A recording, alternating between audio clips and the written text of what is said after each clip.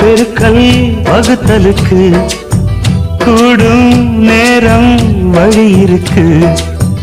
இருக்கிற நாள இருவரும் சேர்ந்து இணைபிரியாம கழிச்சிட வேணும். ஏதோ ஏதோ சொல்ல தோணும். அட உன்னோட உன்னான மூணாகும். அது இப்போதும் எப்போதும் தேனாகும்.